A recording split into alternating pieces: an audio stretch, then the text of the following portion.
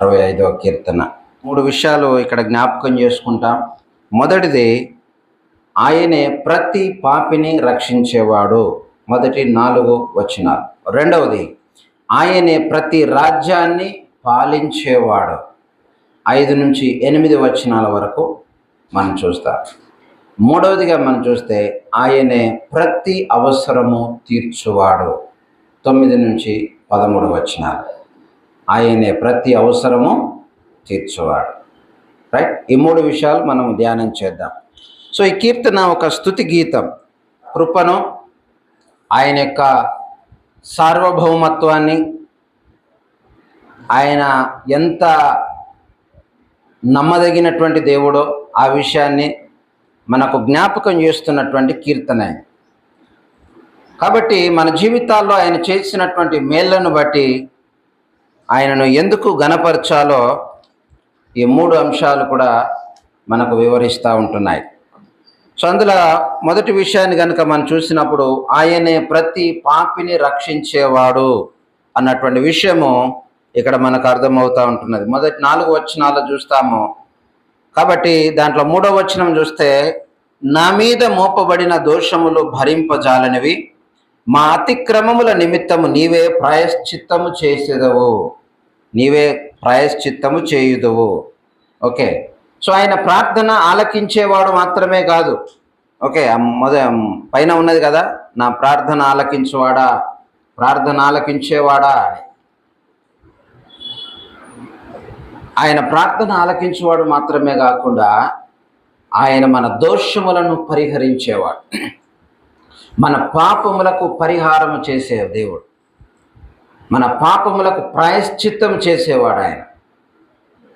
ఈ పాపములు భరింపజాలనటువంటివి, ఈ దోషములు మన మీద మోపబడినటువంటి దోషములు భరింపజాలనటువంటివి. పాపము మనిషిని దేవునికి దూరం చేస్తుంది. కానీ దేవుడు తన కృపతో మనకు తన యొక్క సన్నిధిని ఇచ్చాడు. తన కృపతో మనల్ని తన సన్నిధికి చేర్చుకున్నాడు. తన కృప చేత ఆయన మనల్ని రక్షించి తన యొక్క సహవాసములోనికి తీసుకొచ్చాడు. ఇది కేవలము ఆయన కృప మాత్రమే. పాపము మనిషిని దేవునికి దూరం చేస్తుంటే, దేవుని యొక్క కృప మాత్రము మనిషిని దేవునికి దగ్గరగా చేస్తూ ఉంటున్నది. అది దేవుని యొక్క కృప, ఆయన ప్రేమ. ఆయన యెషయా గ్రంథం 1వ అధ్యాయం 18వ వచనంలో రాయబడ్డది, మీ పాపములో రక్తము వలె ఎర్రనివైనను అవి హిమము వలె తెల్లనివాగును. అది హిమములాగా తెల్లగా అయిపోతుంది. ఎంతటి ఘోర పాపినైనా కూడా ఆయన క్షమించేవాడు, ఆయన రక్షించేవాడు. పశ్చాత్తాపడినప్పుడు, ప్రభువా నేను పాపిని అని పశ్చాత్తాపడ్డప్పుడు ఎలాంటి వ్యక్తినైనా కూడా ఆయన రక్షించగలిగే సమర్థుడు. మరి ప్రతి పాపము నుంచి విడిపించి విమోచించేవాడు ఆయన. కాబట్టి ఎఫెసీ పత్రిక 1వ అధ్యాయము 7వ వచనం చూడండి. దేవుని కృపా మహదైశ్వర్యమును బట్టి ఆ ప్రియుని యందు ఆయన రక్తము వలన మనకు విమోచనము, అనగా మన అపరాధములకు క్షమాపణ మనకు కలిగి ఉన్నది. మన అపరాధములకు క్షమాపణ కలిగి ఉన్నది. ఎలాగూ? దేవుని కృప మహదైశ్వర్యమును బట్టి, ఆయన యొక్క కృప చేతనే ఆయన మనల్ని రక్షించాడు. కాబట్టి మరి ఎవరైతే ఒప్పుకుంటారో, ఎగ్జాంపుల్ సుంకరి ప్రార్థనను మనం చూస్తాం కదా.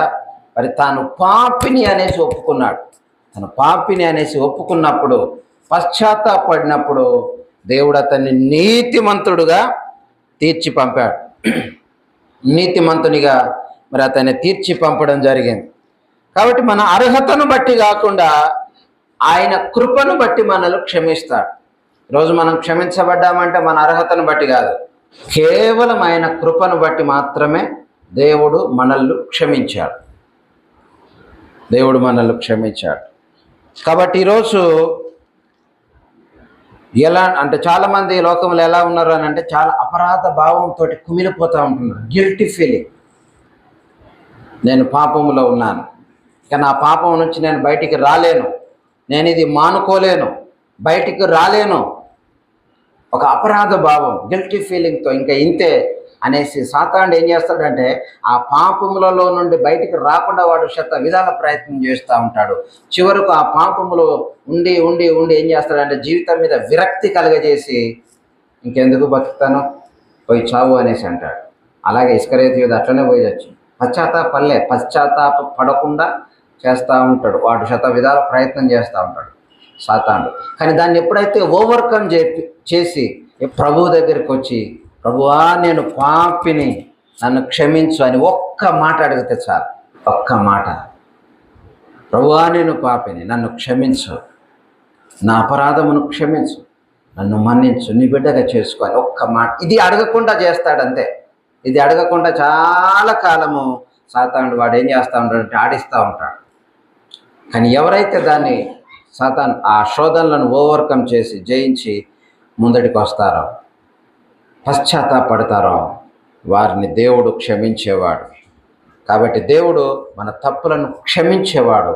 లోకము మన తప్పులను ఎత్తి చూపిస్తూ ఉంటాడు. ఓకే, లోకం ఏం చేస్తుంది? మన తప్పులు ఎత్తి చూపిస్తుంది. దేవుడు ఏం చేస్తాడు? ఆ తప్పులను క్షమిస్తాడు, వాటిని ఎత్తి చూపించడు. వాటిని క్షమించి ఆయన మరెన్నడూ కూడా జ్ఞాపకం చేసుకోడంట. ఎంత గొప్ప కృప కదా!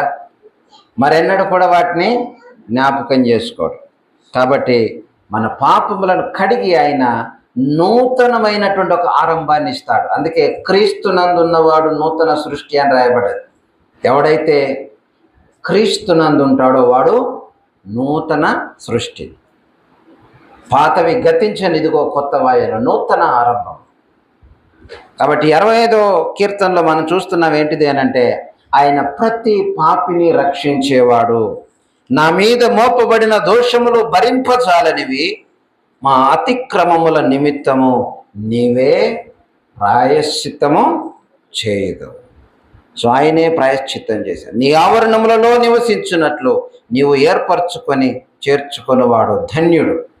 ఎప్పుడైతే మనం దేవుని సన్నిధికి వస్తామో, దేవుని ఆవరణములోనికి వస్తామో, ఆయన సహవాసములోనికి వస్తామో, మనము ధన్యులం. ఈరోజు మనం ఎవరము? ధన్యులం. యెహోవా దేవుడు గాగల జనులు ధన్యులు. యేసు క్రీస్తు రక్తంలో కడగబడినటువంటి వారు ధన్యులు. ఆ ధన్యతను ప్రభు మనకిచ్చాడు. ఎలాగిచ్చాడు? మన అర్హతను బట్టా? కేవలం ఆయన కృపచేత. ఆయన కృపచేతనే మనము రక్షించబడ్డాం. అందును బట్టి దేవుని కృతజ్ఞతలు చెల్లించుదాం. నెక్స్ట్ 65వ కీర్తనలో రెండో విషయం ఏంటిది అనంటే, 65వ కీర్తనలో రెండో విషయము, ఆయనే ప్రతి రాజ్యాన్ని పాలించేవాడు. 5 నుంచి 8 వచనాలు. ఆయనే ప్రతి రాజ్యాన్ని పాలించేవాడు. సో దేవుడు ఈ విశ్వమంతటి కూడా సార్వభౌముడు. ఈ విశ్వమంతటికి కూడా ఆయన సార్వభౌముడు.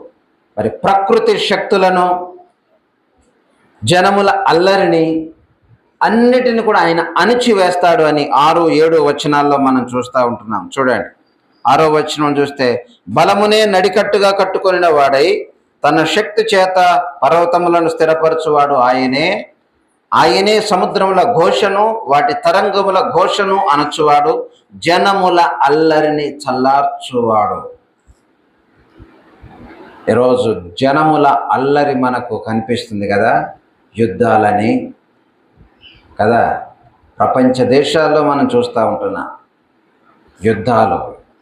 ఒక జనాల ఘోష వినిపిస్తూ ఉంటున్నది. చాలా ఎన్నో పరిస్థితులను ఎదుర్కొంటూ ఉంటున్నారు. కాబట్టి సో మనం ఒకటే జ్ఞాపకం చేసుకోవాల్సింది ఏంటిది అని అంటే, లోకంలో ఎన్ని అలజడులు ఉన్నా కూడా దేవుని నియంత్రణలోనే అవన్నీ కూడా ఉన్నాయి. లోకములో ఎలాంటి పరిస్థితులు జరుగుతూ ఉంటున్నాయో ఆయన నియంత్రణలోనే అన్నీ కూడా ఉన్నాయి. ఆయన చేతి నుండి ఏది కూడా పరిస్థితులు చేజారిపోవు. అన్నీ కూడా ఆయన నియంత్రణలోనే ఉంటున్నాయని మనం జ్ఞాపకం చేసుకోవాలి. ఒక మాట చదువుదాం. దానియేలు గ్రంథము 4వ అధ్యాయము 17వ వచనం. మహోన్నతుడకు దేవుడు మానవుల రాజ్యము పైనే అధికారి అయ్యుండి తానెవరికి అనుగ్రహింప నిశ్చయించునో వారికి అనుగ్రహించుననియో ఆయా రాజ్యముల పైన అత్యల్ప మనుషులను ఆయన నియమించుచున్నాడనియో మనుషులందరూ తెలుసుకొనున్నట్లు ఈలాగు జరుగును. మహోన్నతుడైనటువంటి దేవుడు మానవుల రాజ్యములో పరిపాలన చేస్తున్నాడు. ఆయనే ప్రతి రాజ్యాన్ని పరిపాలించేవాడు. ఆయనే ప్రతి దేశాన్ని పరిపాలించేవాడు. దేవుని యొక్క ఏర్పాటు. ఆ దేశానికి ఎవరు మరి అధ్యక్షులుగా ఉన్నారో, ప్రెసిడెంట్గా ఉన్నారో, అది దేవుని యొక్క ఏర్పాటు. ఎవరికి ఏ లీడర్షిప్ వచ్చినా అది దేవుని యొక్క ఏర్పాటు. ఆయనే ప్రతి రాజ్యాన్ని పరిపాలించేవాడు. కాబట్టి తర్వాత మనం చూస్తాం మత్తయి సువార్త 8వ అధ్యాయము 26-27 వచనాలలో అందుకు ఆయన అల్ప విశ్వాసులారా ఎందుకు భయపడుచున్నారని వారితో చెప్పి లేచి గాలిని సముద్రమును గద్దింపగా మిక్కిలి నిమ్మలమాయను. ఆ మనుషులు ఆశ్చర్యపడి ఈయన ఎట్టివాడో ఈయనకు గాలియు సముద్రమును లోబడుచున్నవని చెప్పుకొనిరి. మరి చరిత్రలో ఎందరో చక్రవర్తులు వచ్చారు వెళ్ళారు, కానీ దేవుని రాజ్యము శాశ్వతమైనటువంటిది. ఆయన రాజ్యము శాశ్వతమైనది. మరి తుఫానులో ఉన్నటువంటి శిష్యులను కాపాడినటువంటి దేవుడు మన జీవితాల్లో ఉన్నటువంటి మరి రాజకీయ సామాజిక అల్లకల్లోల మధ్య కూడా మనకు శాంతిని నెమ్మదిని ఆయన అనుగ్రహించగలిగినటువంటి దేవుడు. కాబట్టి ఈరోజు జరుగుతున్నటువంటి యుద్ధాలు కావచ్చు, లేకపోతే ఆర్థిక మాంద్యం అంటారు కదా, ఆర్థిక పరిస్థితులు కావచ్చు, లేకుంటే రాజకీయ అస్థిరత కావచ్చు, ఏదైనా వాటిని చూసి మనం భయపడాల్సినటువంటి అవసరం లేదు. ఈ భూదిగంతములు అన్నిటికి కూడా ఆశ్రయమైనటువంటి దేవుడు, సార్వభౌముడైనటువంటి దేవుణ్ణి మనము కలిగి ఉన్నాము. ఈ పరిస్థితులన్నీ కూడా ఆయన స్వాధీనంలోనే ఉన్నవి. సో కాబట్టి మనం దేనికి కూడా భయపడాల్సినటువంటి అవసరం లేదు. కాబట్టి ఆయన గొప్పతనాన్ని బట్టి మనము ఆయనను గణపరచాలి. యెహోవాను గణపరచుడి. విశ్వమంతటి కూడా సార్వభౌముడుగా ఉన్నాడు ఆయన. ప్రతి రాజ్యాన్ని ఆయన పరిపాలిస్తూ ఉంటున్నాడు. అది ఆయన యొక్క గొప్పతనం, ఆయన యొక్క అధికారం, సార్వభౌమ అధికారం. దాన్ని బట్టి మనము దేవుణ్ణి గణపరచాలి, స్తుతించాలి, ఆరాధించాలి. నెక్స్ట్ మూడవది, లాస్ట్ వన్ చూస్తే ఆయనే మన ప్రతి అవసరము తీర్చువాడు. 9-13 వచనాల వరకు చూస్తాం. సో ఆయన మనల్ని భౌతికంగా కూడా మరి పోషించే దేవుడు అనేసి ఇక్కడ చూస్తున్నాం. ప్రకృతిలోని సమృద్ధి అంతా కూడా ఆయన ఇచ్చినటువంటి వరమే. ఇవన్నీ కూడా దేవుని యొక్క ఆశీర్వాదాలే. వర్షం కానీ, పంటలు కానీ, ఆహారము, తర్వాత పచ్చిక బయళ్ళు, ఇవన్నీ కూడా దేవుని యొక్క ఆశీర్వాదాలు, ఆయన యొక్క సమృద్ధి. క్రీస్తు మహిమలో మన యొక్క ప్రతి అవసరమును ఆయన తీర్చే దేవుడుగా ఉంటున్నాడు. ఫిలిప్పీ 4:19 రాయబడ్డది. కాబట్టి ఈరోజు మన అవసరత ఏదైనా కూడా ఆయన ప్రతి అవసరమును కూడా తీర్చగలిగినటువంటి వాడుగా ఉంటున్నాడు. కాబట్టి ఆయనే మన ప్రతి అవసరము తీర్చువాడు. ఉదాహరణకు అరణ్యములో ఇశ్రాయేలీలను మన్నాతో పోషించినటువంటి ఆయన యొక్క గొప్ప కార్యాలను మనం చూస్తాము. ప్రతి అవసరాలను తీర్చాడు. ఆహారం కావాలంటే ఆహారం, నీళ్లు కావాలంటే నీళ్లు, మాంసం కావాలంటే అందులో వాళ్ళ బట్టలు చినిగిపోలేదంట, వాళ్ళ చెప్పులు అరిగిపోలేదంట. నిజంగా ఎంత అద్భుతంగా దేవుడు పోషించాడు. సో మన ప్రతి అవసరతను తీర్చగలిగిన దేవుడు ఆయన సర్వశక్తి కలిగిన వాడు. ఆయనకు అసాధ్యమైనటువంటిది ఏది లేదు. కాబట్టి మనకు సమస్తము ఇచ్చేది దేవుడే అని గుర్తించి కృతజ్ఞతలు చెల్లించుదాం. మనకు సమస్తాన్ని ఇస్తూ మనల్ని పోషిస్తున్న దేవునికి కృతజ్ఞతలు చెల్లిస్తూ ఆరాధన చేద్దాం.